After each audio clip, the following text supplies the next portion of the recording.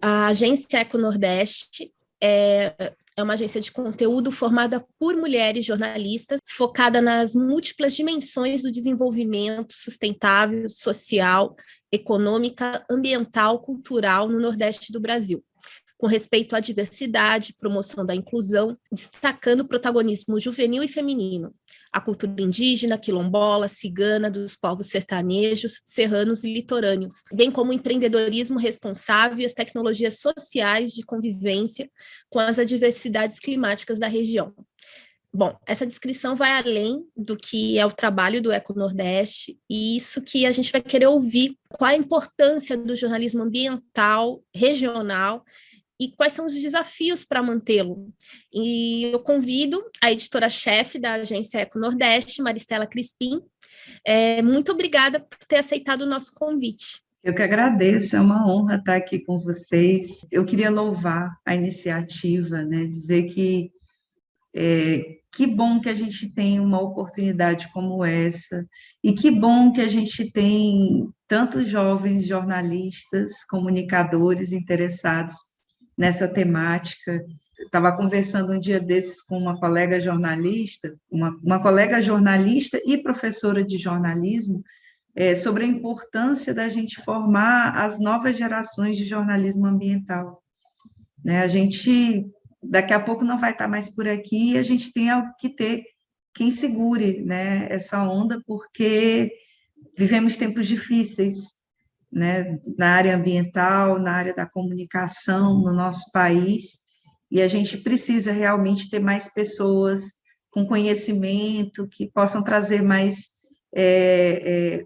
essa pauta para o dia a dia das pessoas. E aí, assim, eu tenho que super agradecer essa oportunidade de estar aqui para conversar com vocês. Eu fiz uma apresentaçãozinha que é apenas um guia do que eu quero trazer aqui para vocês. Eu vou começar a minha apresentação com os dados sobre a região. Não é nem uma aula sobre o Nordeste, mas é um lembrete de algumas características do Nordeste que, às vezes, a gente se esquece de como o Nordeste é diverso, e isso é importante para o nosso dia a dia de cobertura da área ambiental e climática.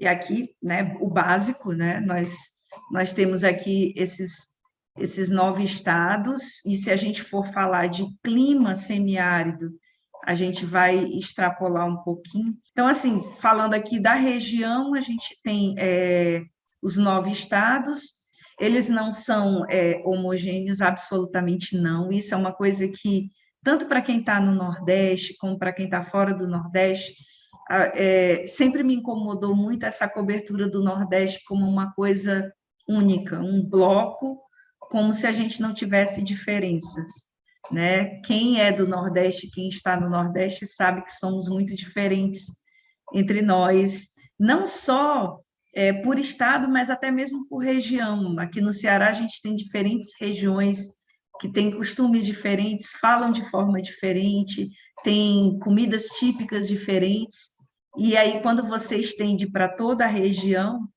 a gente tem essa diversidade de sotaques, de paisagens, e é por isso que eu trago aqui os 9 estados, porque é exatamente isso. O Nordeste não é um bloco único, nós temos que considerar as nossas diferenças, considerar as nossas características quando a gente vai tratar da questão climática, né?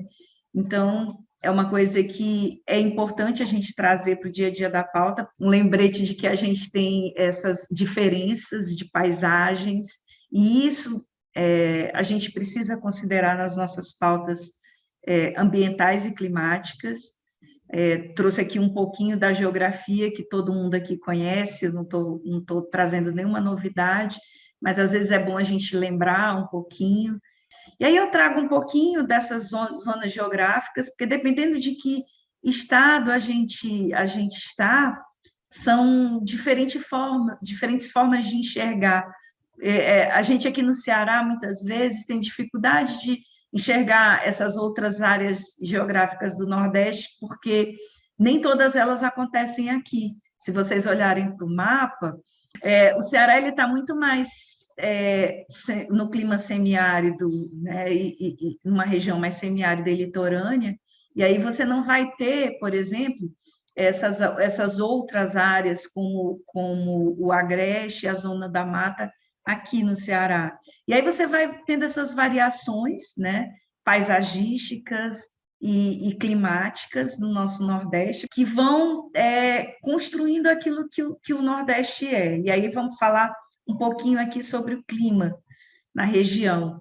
Né? Aqui eu trouxe um outro mapa. Esse mapa ele mostra o semiárido brasileiro, né? E aí vocês vão ver que o Maranhão, por exemplo, ele está fora do semiárido e parte do Piauí também, parte da Bahia estão fora, assim como a parte litorânea aqui ao leste, né, do mapa, vai estar fora do clima semiárido. Mas aí vocês podem ver que se uma parte da Bahia está fora, a maior parte está dentro, como o estado do Ceará, Piauí, aí você vê Rio Grande do Norte, Paraíba, Pernambuco, Alagoas, Sergipe, como tem uma boa parte semiárida, inclusive Minas Gerais, que não faz parte do Nordeste, mas tem essa área semiárida, tem essa área de vegetação muito parecida, eu diria, semelhante, né, a todo o semiárido brasileiro. Né? E aí eu trago aí as questões gerais, né? Temperatura média é igual aquela história de você estar com a cabeça no congelador e os pés no forno, né? Essa questão da temperatura, a gente tem uma variação muito grande, né? Dependendo da região onde a gente está, e tanto a variação de temperatura quanto do regime pluviométrico, né? Das chuvas. E isso vai depender muito da localização geográfica. A gente tem como eu disse, todo o sertão nordestino é semiárido, a gente tem a parte litorânea, que é mais úmida, que vai do litoral da Bahia até o do Rio Grande do Norte, a gente tem o clima tropical, Bahia, Ceará, Maranhão e Piauí, e o equatorial úmido, que é só o oeste do Maranhão, aquela divisa com o Pará, que já é meio norte, já é o clima mais amazônico. E aí eu trouxe essa curiosidade de uma cidade onde eu estive recentemente, já estive lá outras vezes, não sei se vocês já ouviram falar da nossa Hollywood nordestina. Cabaceiras, na Paraíba, é considerado o município mais seco do país. E aí tem um motivo para isso, né? A gente tem uma situação que acontece, eu vou já falar um pouquinho mais sobre ela, mas a gente tem um relevo que a Barlavento, né, para o lado do oceano, esse relevo ele é úmido, né, tem essas características de Mata Atlântica, e a parte de trás, as cidades, a depressão sertaneja que fica atrás dessas áreas úmidas tende a ser mais seco. É o que acontece, por exemplo, em Cabaceiras, na região de Campina Grande, que fica atrás do Planalto da Borborema e que recebe muito pouca umidade.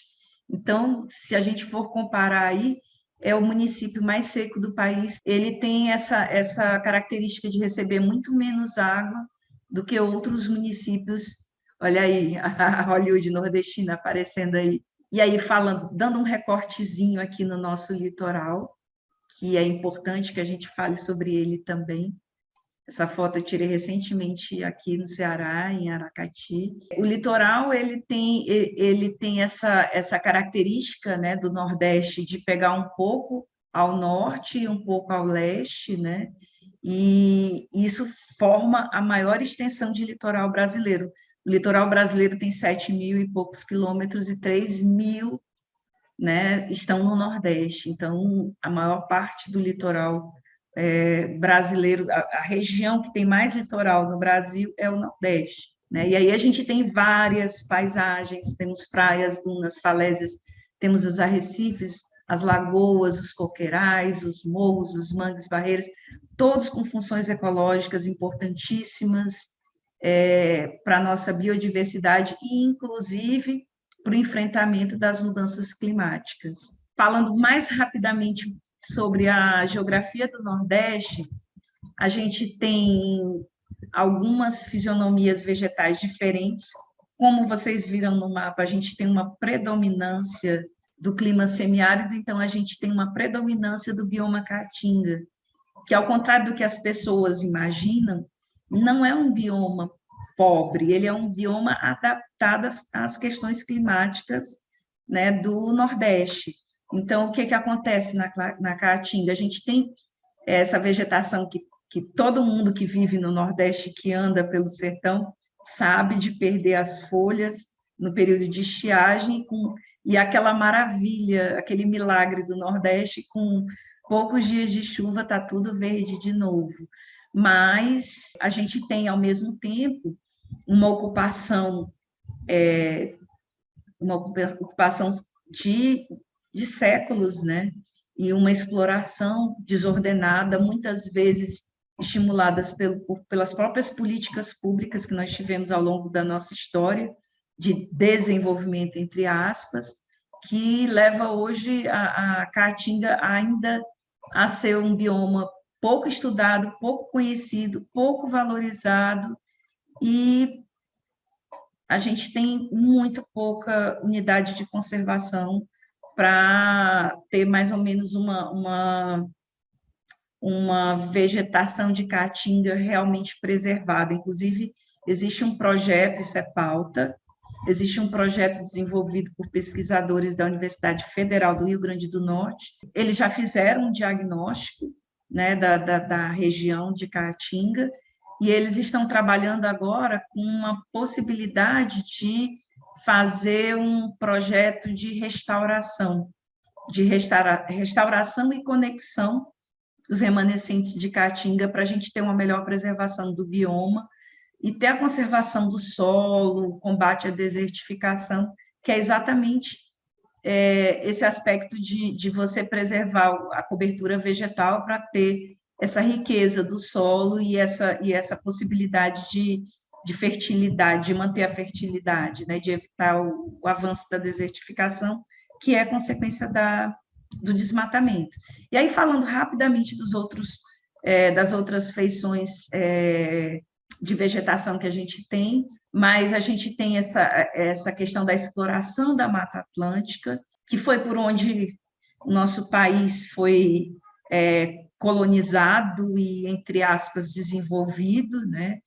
Então, praticamente, hoje no Brasil, são 17 estados que têm litoral, e praticamente quase todas as capitais são litorâneas, né? Então, a gente teve um desenvolvimento não só de produção agrícola, aqui no Nordeste, basicamente a produção de cana-de-açúcar e de cacau, que desmatou muito, e também o desenvolvimento urbano, né? Então, o que restou da Mata Atlântica são ilhas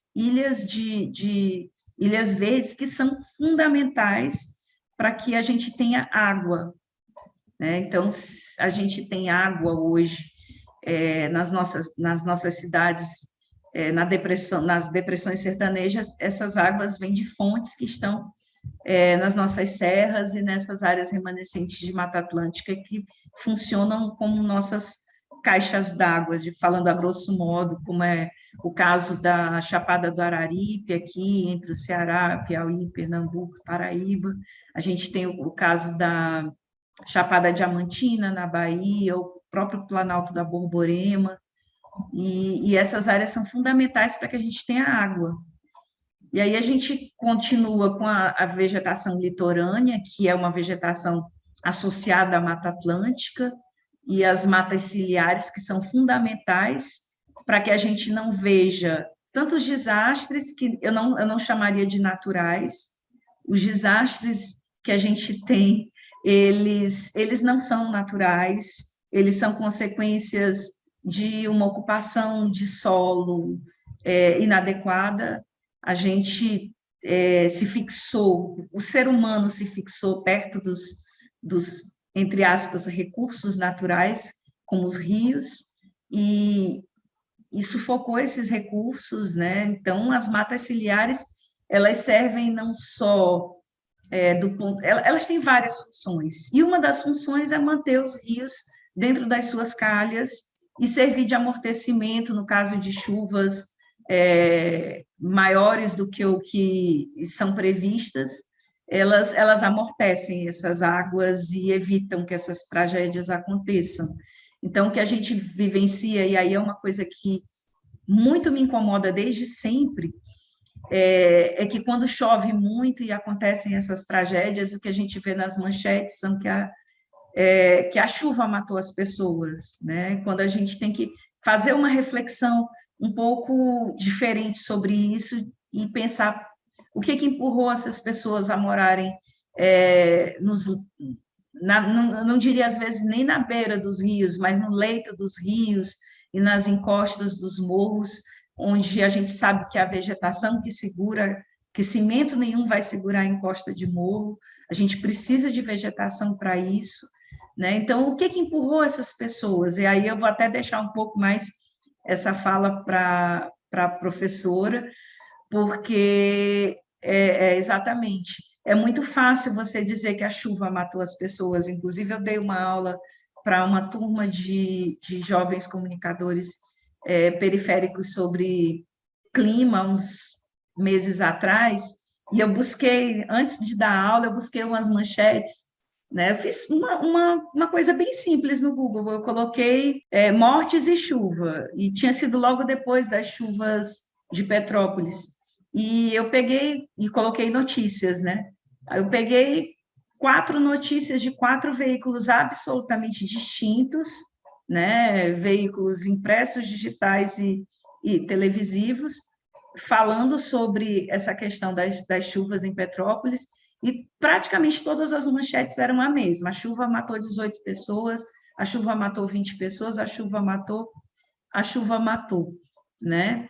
E aí, o que a gente vê isso, as manchetes que não explicam o que está acontecendo, não problematizam e principalmente não apontam caminhos, né? É uma coisa que a gente vem atuando na Econordeste muito fortemente, é tentar trabalhar essa questão de falar sobre problematizar essas coisas, mas também buscar a academia, buscar o poder público e tentar buscar soluções para essas coisas, porque muitas vezes a gente fala sobre isso dessa forma simplista e dessa forma apelativa. É claro que a gente tem que falar sobre as questões que afligem as pessoas, mas quando a gente viu aqui a nuvem de palavras, é o que a gente fala, desigualdade, né? Desigualdade está no topo. As pessoas mais vulneráveis sempre vão ser as mais pobres, as negras, as periféricas, essas pessoas que não tiveram acesso, que não tiveram oportunidade. E eu não acredito, sinceramente, com a dimensão do nosso país, que a gente não tenha terra firme e segura para abrigar todas as pessoas que precisam morar com dignidade. Então, essa é uma questão que a gente tem que colocar no nosso jornalismo do dia a dia. Então, falar de mata ciliar é falar disso, falar de chuvas e falar de mudanças climáticas é falar disso. Então, eu trago aqui essas características geográficas, vegetacionais, para trazer um pouquinho disso para vocês também, né? Então, só para fechar aqui um pouquinho, a gente tem uma área de cerrado, né, também, uma área de cerrado muitíssimo pressionada, tanto na Bahia, quanto no Piauí, quanto no Maranhão. Mais recentemente, que a gente vem tendo avanço, né, do agronegócio sobre essa área de cerrado, uma área importantíssima, como todas as outras feições vegetacionais que a gente tem no nosso país, mas que a gente precisa, aquele velho dilema: vamos desenvolver, mas vamos desenvolver como? Né? Que tipo de soluções a gente pode trazer para isso? A gente já tem experiências no país de sistemas integrados de agrofloresta, de pecuária com floresta, e isso são experiências que podem sim dar certo. E a gente não precisa, no Brasil, absolutamente desmatar mais para produzir. Eu acho que a gente já tem áreas desmatadas o suficiente para produzir, sem precisar avançar sobre as nossas florestas, cuja importância está na biodiversidade que elas abrigam, né? Então, a gente às vezes perde biodiversidade que a gente desconhece até o que ela tem de potencial ali para nós, de exploração econômica sustentável, né? E a gente avança no processo de mudança climática global e a gente precisa ter esse cuidado com o local, né? O local tanto para mitigar os efeitos globais quanto para evitar que eles evoluam, né?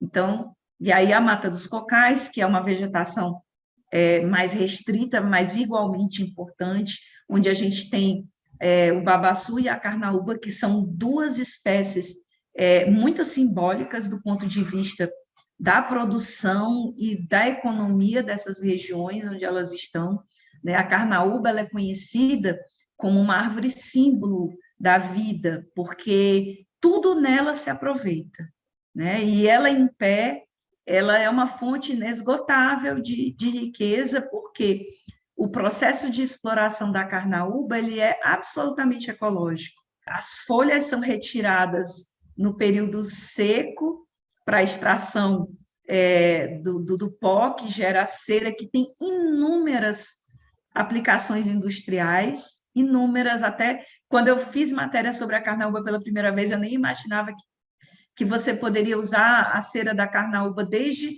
para fazer batom até cera e outros produtos, inclusive para conservar as frutas que são exportadas, é usada a cera de carnaúba, é uma riqueza imensa, e ela é extraída no período seco e no período chuvoso ela se recupera.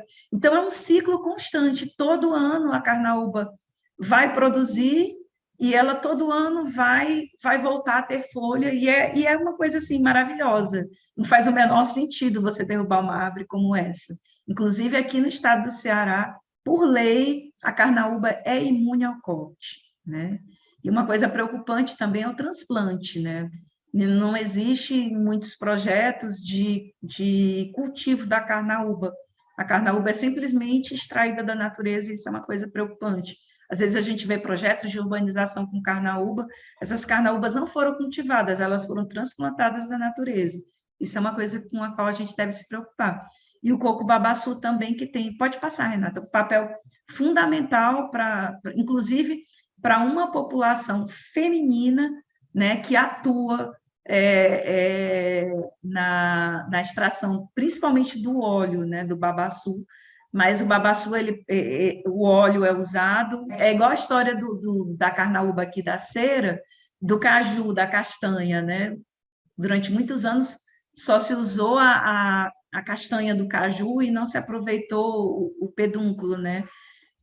A polpa do caju, que ultimamente estão aproveitando. Então, o babaçu, o produto mais nobre é o óleo, mas aí aquela massa que fica serve para fazer ração e tem inúmeras outras utilidades, a casca serve para fazer biojoias, e assim a nossa riqueza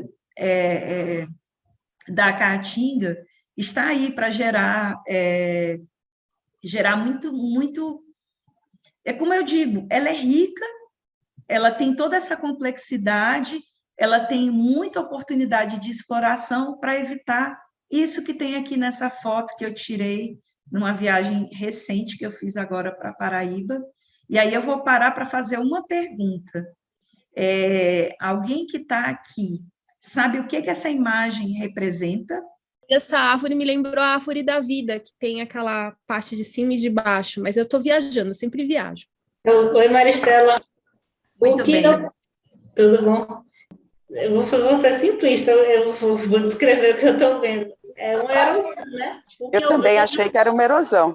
É isso, é uma erosão. Aham. Erosão. Bom, eu acho que todo mundo está certo de alguma forma, né? Desertificação.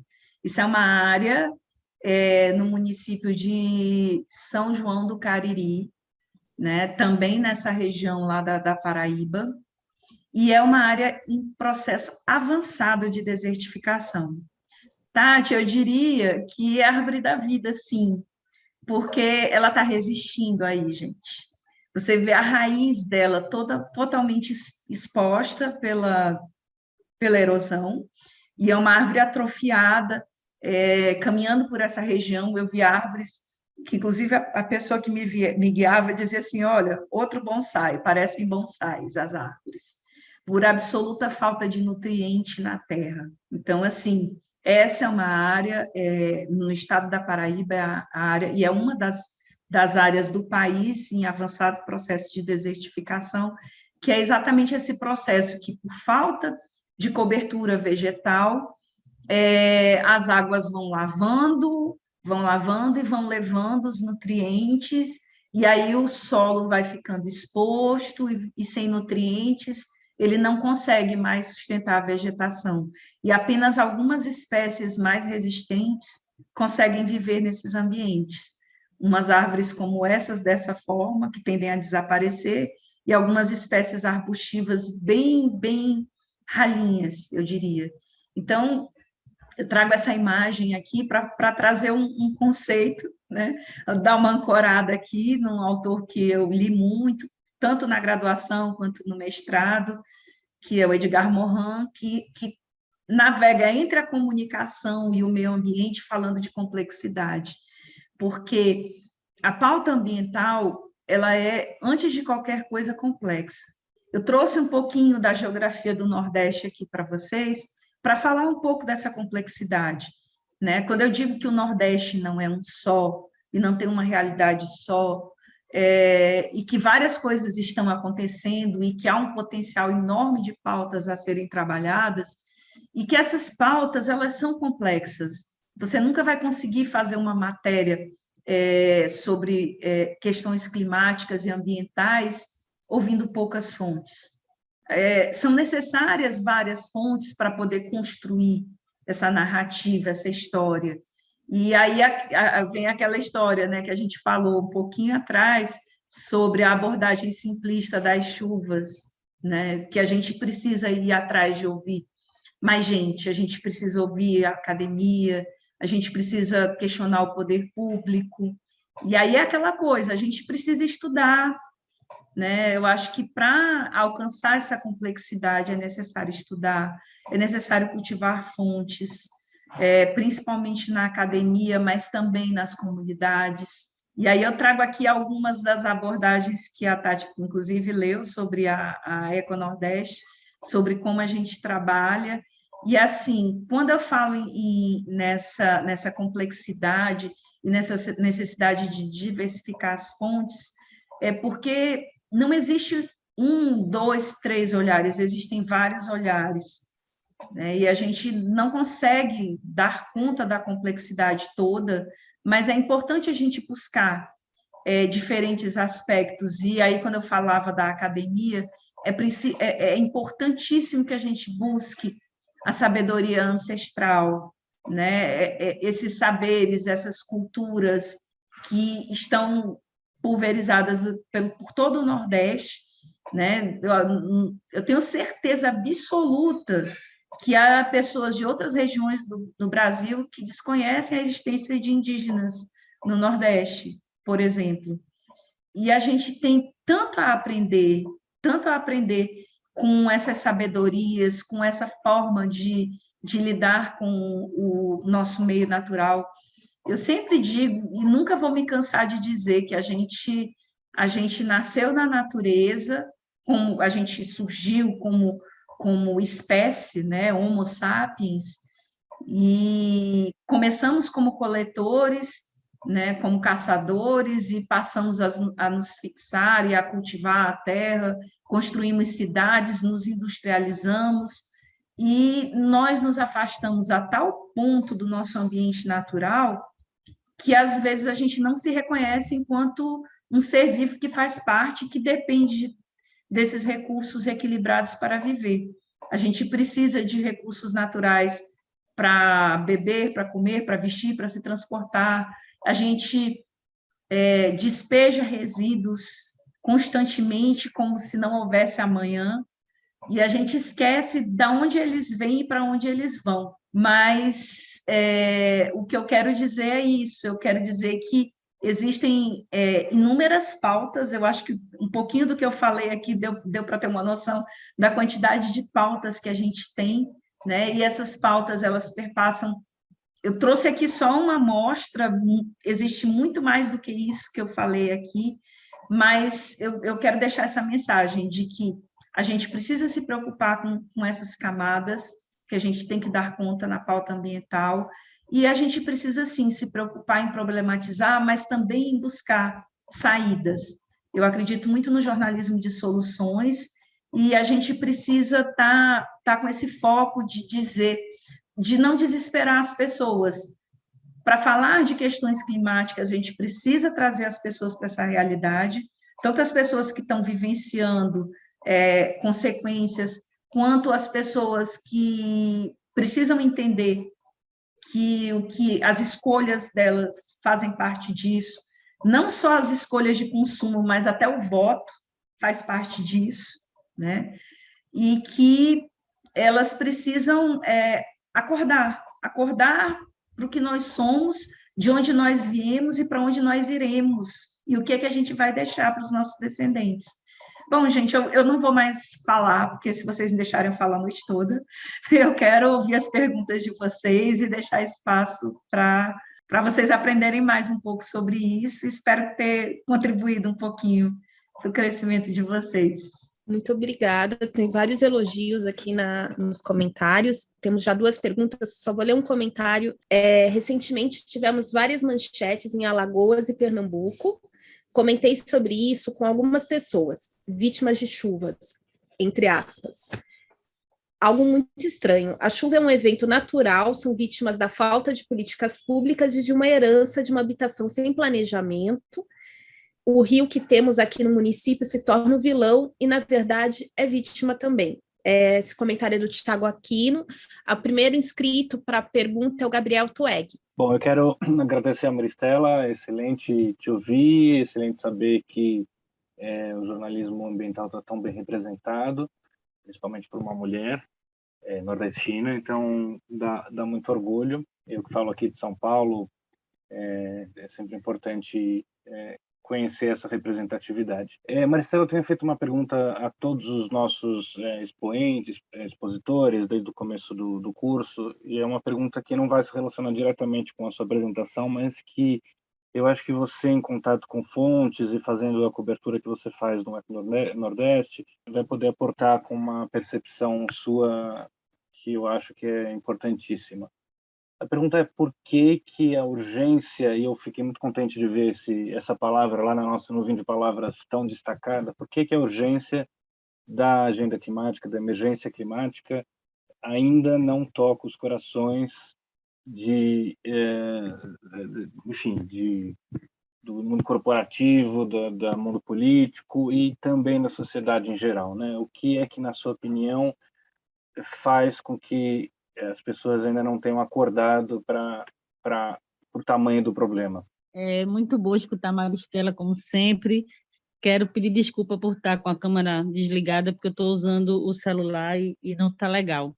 Então, Maristela falou, né, da questão da quantidade de manchetes que foram vistas com essas últimas chuvas, né? Aqui mesmo, eu estou em Recife, foi uma coisa absurda.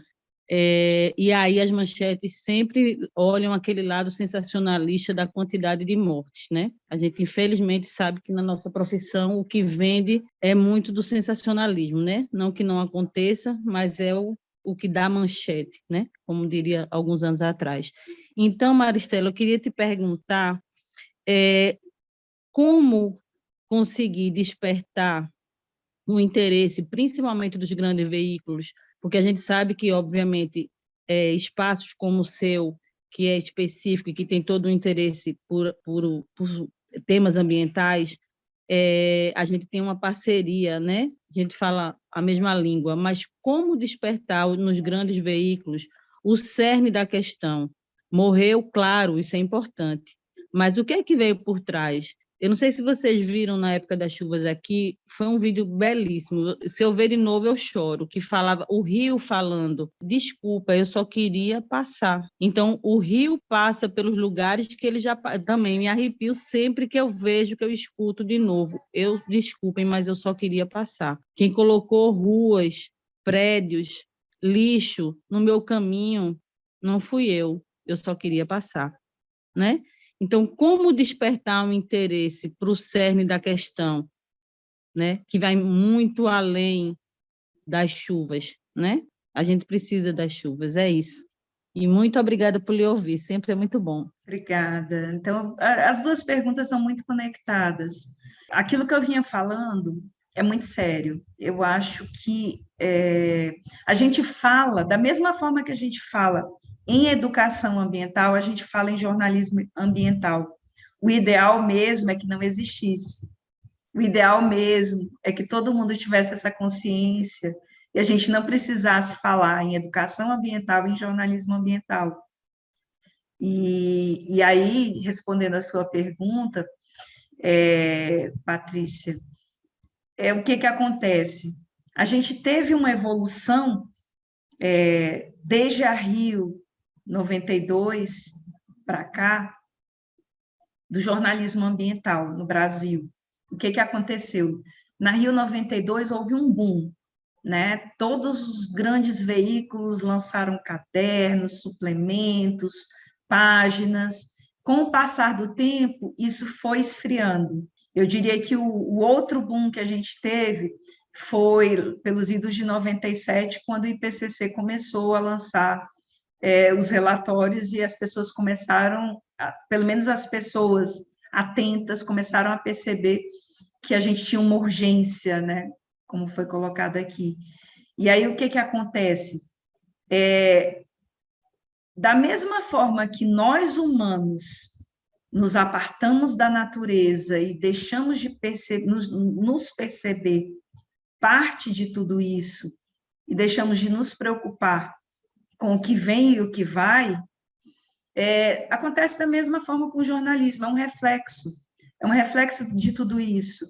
Os jornalistas são pessoas, e pessoas com suas urgências, com suas necessidades, e às vezes essas necessidades básicas, muitas vezes a pessoa ela tem uma necessidade imediata. Com essa necessidade imediata, ela não consegue enxergar essa coisa maior, mais ampla, e que está gritando já para a gente, né? Então, aí vem a importância de nós, que aí eu diria a importância pedagógica do jornalismo ambiental, de trazer isso para perto das pessoas. O nosso grande desafio é trabalhar a questão ambiental no jornalismo de uma forma que as pessoas se sintam parte disso. O grande desafio é trazer para o dia a dia das pessoas, né? Então, existe uma multiplicidade de pautas ambientais que podem trazer as pessoas para perto, que podem chamar, podem tocar. Por isso é tão importante a gente contar a história de pessoas, né? Não só de mortes, mas também de pessoas que lutam, que conseguem conviver. Eu sempre trago o trabalho da ASA, da Articulação Semiárido Brasileiro, como um trabalho exemplar que vem fazendo uma transformação no semiárido brasileiro, real, né? Que a gente percebe, que a gente vê que eu não chamaria de seca, mas essa irregularidade chuvosa que a gente teve de 2012 para cá, a gente não viu, a não ser com esse agravamento mais recente da pobreza no nosso país, mas a gente não viu gente migrando, passando fome, saqueando, como a gente via nas décadas de 80 até da década de 90, que eu cobri a seca da década de 90, enquanto jornalista. Então, assim, é importante a gente trazer isso para perto das pessoas, que as pessoas entendam que isso faz parte do dia a dia delas e que elas podem. Eu sempre também comento as campanhas, né? Tem muita gente que diz assim, limpeza de praia, né? Isso não vai mudar nada. Mas se um grupo consegue sensibilizar uma pessoa, um grupo de pessoas, muda sim.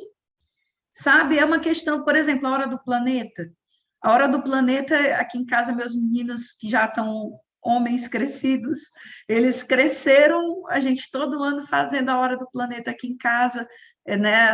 Naquele sábado de março, apagando as luzes durante 1 hora, virou uma tradição, é uma hora de jogar a luz de velas e tudo mais, mas uma mobilização como essa, ela é planetária. Você imagina se um percentual significativo das pessoas ao redor do planeta apagarem todos os seus equipamentos eletrônicos e luzes durante 1 hora de um dia do ano, o que isso significaria do ponto de vista planetário? Então, eu acredito muito no poder de mobilização, e acredito muito nessas campanhas, e acredito muito no poder pedagógico do jornalismo.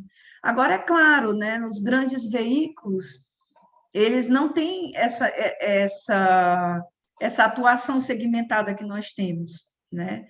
Mas alguns grandes veículos têm, sim, uma cobertura bacana e que melhorou ao longo dos anos. Nem todos, a gente vê que veículos gigantes continuam dando a manchete da chuva mata, né? Mas a gente vai continuar aqui gritando para que isso não aconteça. Oi, boa noite. Boa noite, Maristela. Boa noite, pessoal. Minha voz está um pouco fanha, porque eu estou me recuperando de uma gripe, mas acho que dá para compreender a voz. Parabenizar mais uma vez, né, Maristela. Já tive a oportunidade de conversar rapidamente com ela em outro momento, alguns anos atrás, e admiro muito o trabalho da agência, né, nessas notícias ambientais aqui no Nordeste. Minha pergunta, Maristela, vai muito no caminho do que Patrícia e Rafael já perguntaram, mas ela é mais técnica, ela é mais do jornalista da sua formação. Você acredita que sobre essa falta de, às vezes, senso crítico, digamos assim, na abordagem de matérias climáticas e aí outras matérias ambientais também, isso não vem dessa formação que a gente tem muito generalista, porque você falou agora, exemplificou a questão da hora do planeta, que é um assunto relevante, que poderia ser tratado de uma forma mais ampla. Mas eu observo que na nossa formação acadêmica, o básico, por exemplo, cidadania, a gente não incorpora tanto assim 4 anos de universidade. Eu acho que o jornalista, quando ele é formado, ele se restringe tanto a fazer e resolver produtos, criar release, formatação de texto, design gráfico, e vamos trabalhar esse formato. E às vezes eu acho que, academicamente falando, falta na formação do jornalista esse senso de cidadania que poderia contribuir para essa criticidade do jornalismo diário na abordagem desse tipo de pauta, né, da cidadania básica. E aí não ganharia apenas o jornalismo ambiental, mas o próprio jornalismo político, o próprio jornalismo social, enfim, todas as segmentações ou especificidades que a gente tem hoje de caderno, a cultura, por exemplo, também, eu acho que ganharia se essa formação ela fosse um pouco já mais aperfeiçoada e a gente tivesse uma grade, eu acho que talvez menos de formatação técnica e mais de senso crítico, porque como o meio ambiente é algo muito complexo para abordar, como você bem falou na sua apresentação, eu acredito que isso atrapalhe. Então, eu queria ouvir sua opinião, Maristela, nesse contexto de formação generalista do jornalista na academia. Como você enxerga a formação do jornalista hoje? Incluindo também um parêntese que eu queria que você comentasse. Minha primeira crítica e pergunta é essa, sobre essa formação generalista, e a segunda crítica e pergunta é mais no sentido da utilização de mídias sociais. Eu vejo hoje muito jornalista também, de novo, sendo formado muito para apenas conduzir ferramentas. E isso me preocupa muito. Boa noite, pessoal. Boa noite, Maristela. Também queria agradecer aí, ter aprendido muito com esse curso todo do Clima Info. E eu queria trazer aqui para o debate só uma questão, assim, tentando trazer um estudo de caso, assim, né, pegando um pouquinho do que foi a pergunta da Patrícia, né, agora o último companheiro que acabou de falar também, colocou a questão das mídias, né, eu queria trazer aqui a questão do complexo Porto Sul, né, eu moro aqui na região Cacaueira, região de Serra Grande, perto de Ilhéus, né, sul da Bahia, e onde está sendo construído esse complexo do Porto Sul, que ele é muito mais que um porto, né? Ele vem junto de uma ferrovia que é de integração oeste-leste, que é chamada de FIOL, e um gigantesco projeto de mineração de ferro, e toda essa ferrovia, né, que é esse projeto de minério de ferro, ele é um minério de ferro que gera mais rejeito, digamos assim, e essa criação, né, essa proposta de uma barragem, que é a Pedra de Ferro, ela vai armazenar 5 vezes mais rejeitos que a barragem do Fundão, né, aquela que se rompeu em Mariana, que provocou a morte de muitas pessoas, né.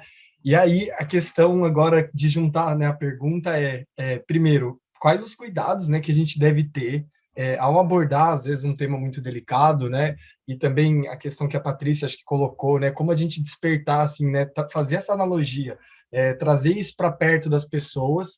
E atualmente hoje eu estou usando muito o veículo de comunicação que é o próprio Instagram, por exemplo, né, e aí como atrair atenção, né, como pegar um tema que tem uma abordagem muito ampla, né, desde essa questão, por exemplo, de como essa criação de um complexo Porto Sul ela está diretamente ligada à questão climática, né? Por exemplo, o que as grandes barragens, como que elas interferem, né, nas mudanças climáticas, quais os riscos, né? Coisas que já estão acontecendo, aí você passa na estrada, assim, está tudo muito desmatado, né? E a gente sabe que esse Porto Sul ele vai impactar de forma diferente, né? Ele vai impactar muito mais as comunidades mais vulneráveis, né? Primeiro, as comunidades tradicionais também. Então, como abordar isso, né? Como ter, primeiro, esse cuidado de abordar uma questão delicada, porque é um projeto que está aprovado pelo governo do estado da Bahia, é um projeto que também tem muita mineradora, a Bamin, enfim, que tem que ter um certo cuidado, né? E aí como despertar atenção, né? Como fazer essa questão da analogia, né?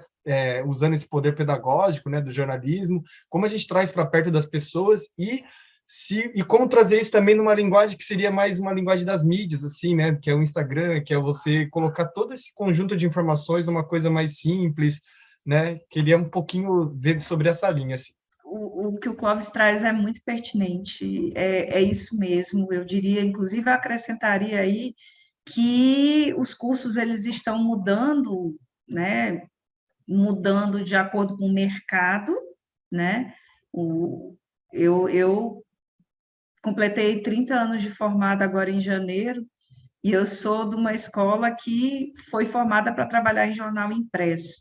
E hoje, praticamente, o veículo impresso está em fase de extinção, né? E agora estão ensinando a serem... É importante ensinar que nós sejamos jornalistas empreendedores, mas não é só isso, né? O que o Clóvis disse, acima de tudo, tem que ter essa noção de cidadania, de pertencimento, enfim, a gente precisa realmente estudar sobre nós, a gente precisa se conhecer. Por incrível que pareça, eu não nasci no Nordeste, eu sou filha de marinheiro, então eu vim morar aqui no Ceará com 11 anos, e por mudar muito de colégio, eu acabei chegando na faculdade, me formando com déficit de formação mesmo. Eu não conhecia muito a realidade do Nordeste nem do Ceará, e o que eu fiz? Eu comecei a estudar. Assim que eu entrei no jornal, a primeira coisa que eu fiz foi ler um livro sobre história do Ceará. Mas a gente precisa também ter cuidado com as leituras que a gente escolhe, né? Porque a gente hoje está começando a melhorar, porque a gente está tendo mais pesquisa e mais desenvolvimento, mas a gente perdeu muito ao longo da história, com essa história eurocentrada que nos foi contada, né? Então, todo esse processo de desenvolvimento, entre aspas, do Brasil, ele foi contado de uma forma perneta, né? Só contou o lado dos homens brancos que aqui aportaram em 1500 e não contaram toda a história que existia antes disso e nem muito menos contaram a construção dos povos africanos que foram trazidos para cá. Então, eu diria, né, tanto para responder Clóvis como para começar a responder Rafael, a gente precisa mudar um pouco, né, a abordagem nas nossas universidades, mas a gente também precisa estudar e buscar conhecimentos quando a gente não encontra nos bancos da academia. É importante que a gente vá atrás quando a gente não consegue pelas vias oficiais, entre aspas. E aí, Rafael, sobre essa questão, como muitas outras, a gente teve, por exemplo, alguns anos atrás, a discussão enorme da transposição do Rio São Francisco, que não chega nem perto disso que você está falando aí, né? Porque a gente teve aí uma questão de cisão de terra, de isolamento de populações, de transferências de pessoas, mas aí, nesse caso, você coloca a questão de uma construção de uma barragem, que pode vir a ser um risco para todo mundo que mora na região. Você tem aí uma questão de rejeitos, né? Então, assim, quando a gente fala em processos industriais, desde a Revolução Industrial até os dias de hoje, muito pouco o ser humano se preocupou com aquilo que estava extraindo da natureza, a forma como estava extraindo e os seus processos produtivos.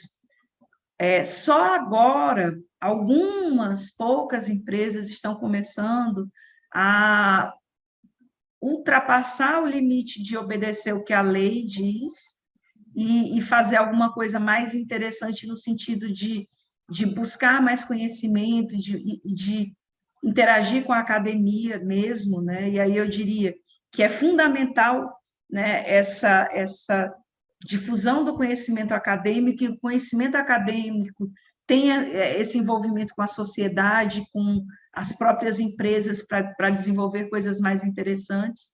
E aí eu diria que uma pauta como essa é fundamental buscar quem tem conhecimento científico sobre todos esses processos, para poder construir um conhecimento sobre o que está acontecendo e o que pode vir a acontecer, e quais seriam os caminhos, as soluções e os riscos, e aí também ouvir as comunidades sobre seus temores, sobre seus anseios, sobre suas necessidades, porque tudo isso está interligado. Você não consegue fazer uma matéria sobre um projeto que está sendo desenvolvido se você não ouve quem vai ser diretamente afetado de uma forma ou de outra, e sem buscar esse conhecimento para construir essa narrativa, né? Sem essas informações, e aí você provavelmente vai ter que buscar mais de um pesquisador de mais de uma área para construir isso. É como eu disse, é cheio de camadas, é super complexo e não dá para falar rapidinho. É uma coisa que tem que ser analisada, pesquisada, estudada, amadurecida. E, às vezes, né, teve até uma pessoa aqui que fez uma pergunta como trazer isso para o dia a dia. É difícil, é um desafio você trazer essas pautas tão complexas para o dia a dia. A Yane Vieira, ela pergunta como inserir o jornalismo ambiental nas matérias factuais? E quais são as saídas para fazer um jornalismo independente com foco na pauta ambiental? Acrescento, se a Yane me deixa dar essa editada, não só a questão do jornalismo ambiental, mas a questão da justiça climática, do racismo ambiental. Se me permite, Yane, fazer esse complemento. Olha, é como eu disse, o meio ambiente, ele está inserido no nosso dia a dia. E eu acho que é com a simplicidade do nosso dia a dia que a gente pode começar. Na pauta factual, o meio ambiente está ali do nosso lado. É como eu digo, é o que a gente consome, o que a gente descarta. Então, assim, essa preocupação com o dia a dia das pessoas, ir ao encontro das pessoas, conversar com elas. E quando você vai a campo, isso é uma coisa muito importante, essa retomada pós-pandemia, de escuta, de observação, de olhar. É muito importante a gente estar presente no dia a dia das pessoas, conhecê-las e tentar contar suas histórias. Eu acho que na pauta do dia a dia é buscar esse olhar para o que está acontecendo, e às vezes a gente não percebe, né? E é nessas peculiaridades do nosso dia a dia que estão histórias que deixam de ser contadas, pessoas que são invisibilizadas e que precisam, muitas vezes, desse nosso olhar para que as suas histórias sejam contadas e que sensibilizem outras pessoas por suas ações e por suas condições. Eu acho que nesse dia a dia e nesse contato constante também com a academia, que eu sempre vou enfatizar aqui a importância de valorização do conhecimento científico do nosso país, inclusive aqui na nossa região, né? A gente tem muitos trabalhos científicos interessantíssimos, de grande interesse social, de grande valor para um desenvolvimento sustentável da nossa região, que a gente precisa enxergar, né? Eu acho que as pautas elas estão aí para todos os lados, a gente precisa ter esse olhar mais atento para o que está acontecendo à nossa volta. E aí, finalizando, vou emendar as duas perguntas da Janaína Neri e da Laura Segovia. Bom, a Janaína, ela discorre sobre a questão da comunicação, que hoje vários veículos, grandes veículos, editorias, estão falando mais do jornalismo ambiental, só que ela fala da questão das instituições públicas, que acabam trazendo barreiras de acesso aos dados, como também muitas vezes não encontram especialistas que possam falar sobre o assunto. Verificar sites institucionais, portais de transparência, sendo um grande dicionário, quais outras alternativas podemos recorrer, e vou emendar com a da Laura, que a pergunta dela é baseada na questão do poder do jornalismo e a divulgação científica. Você já observou que, em sua experiência, a mobilização de não convertidos / leitores fora da bolha por questões ambientais após leitura de material que produzimos ou palestras, cursos livres e debates? Ou a formação e informação sempre circulam mesmo no mesmo meio? Se sim, por favor, contem isso para dar uma esperança. Bom, nessa questão das fontes, eu sempre, eu tenho, claro, muitos contatos, muitas fontes, e isso ajuda, mas eu sempre recorro ao Google Acadêmico, né? O Google Acadêmico, ele é um instrumento muito interessante, onde você pode colocar palavras-chave para descobrir quem é que está estudando os temas que você está pesquisando. E com relação ao poder público tem sido muito difícil realmente. Existe a questão da lei de acesso à informação, existe a questão institucional de site, principalmente com o atual governo tem sido bem difícil, mas a gente sempre vai ter aquele recurso de buscar as respostas e, se elas não forem respondidas, a gente colocar o procedimento. Mas existem esses recursos, inclusive, existem veículos especializados em LAI, recomendo quem não conhece, procure o Saibam Mais, é um veículo especializado em lei de acesso à informação, que, inclusive, tem produzido conteúdo e cursos sobre isso para jornalistas. A Abrage também, de vez em quando, está trabalhando essa questão. E a outra pergunta, desculpa. A respeito da divulgação científica, se a formação ela circula sempre no mesmo meio, ou se a gente consegue trazer os não convertidos após leituras. Esse é um desafio para nós. Isso é um desafio para nós desde sempre, né? De fazer essa transição entre a produção acadêmica e o nosso leitor.